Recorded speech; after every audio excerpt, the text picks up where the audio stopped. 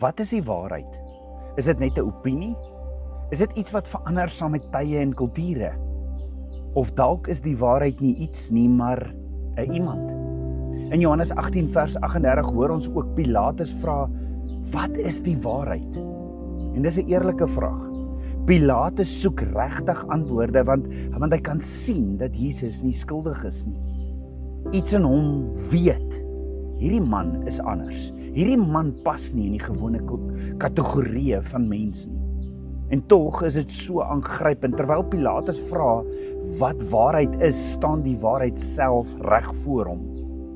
Jesus die een wat sê in Johannes 14 vers 6, ek is die weg, die waarheid en die lewe, en niemand kom by die Vader behalwe deur my nie.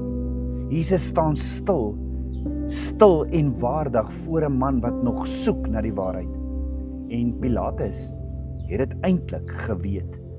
Want Matteus 27 vers 18 sê, Pilatus het besef dat Jesus uit nydigheid oorgelewer is. Ja, selfs Pilatus se vrou het hom gewaarsku en vir hom gesê, moet tog niks te doen hê met hierdie regverdige man nie. En hierso sien ons, Abba Vader gebruik selfs 'n droom om die onskuld van Jesus te bevestig. En die waarheid was duidelik, maar waarheid vra 'n keuse. Pilatus probeer toe 'n kompromis sluit. Daar was 'n gebruik om met die Pasgafees 'n misdadiger los te laat. So asof iemand 'n tweede kans kry. En Pilatus gebruik 'n Pasga gebruik. Een gevangene word vrygelaat en hy plaas Jesus langs Barabbas. Met ander woorde, die een kant van Pilatus staan Jesus, die onskuldige, sagmoedig en die lam van God. Aan die ander kant Barabbas, 'n berugte misdadiger. En Pilatus neem aan en dink dit is voor die hand liggend, dis 'n maklike keuse, maar hy onderskat die invloed van godsdiens sonder waarheid.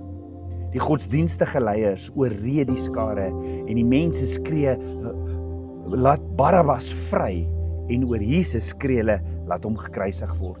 En Pilatus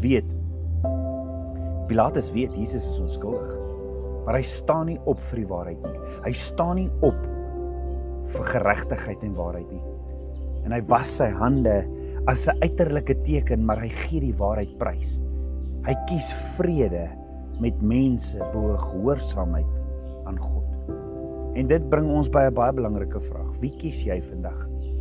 Volg jy godsdiens, groepsdruk, die meerderheid, die skares en gemak?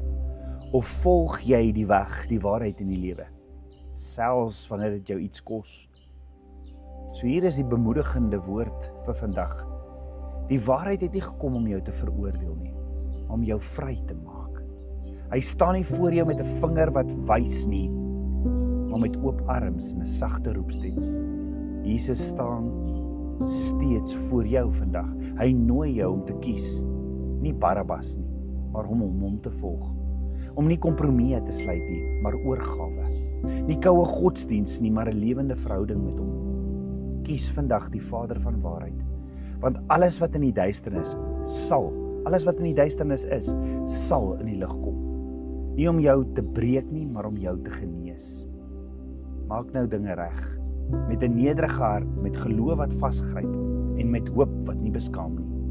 Die waarheid het jou nie verlaat nie. Hy het nie weggedraai van jou af nie.